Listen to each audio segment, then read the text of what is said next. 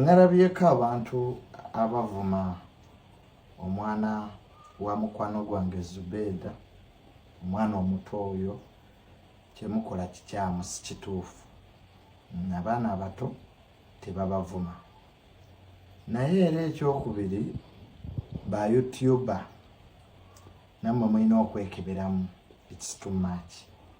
Mwogera nnyo ebintu bya famire zammwe ku mutimbagano oba ku social media.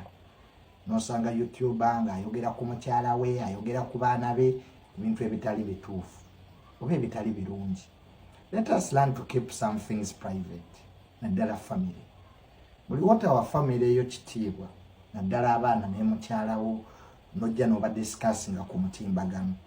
80% people will take it that it is normal to you.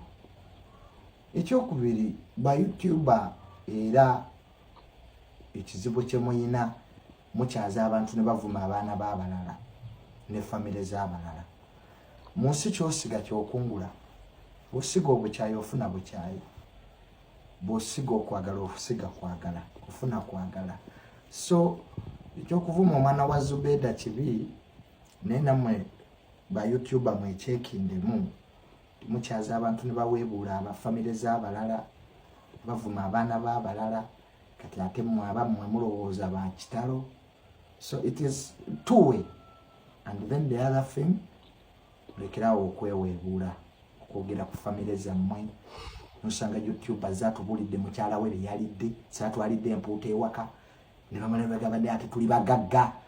Omugagga takeera ku YouTube, taliyo oyo. Kunoonya $10. Naye ne lwakubadde nti olina YouTube yo, yali teweekolako lugambo.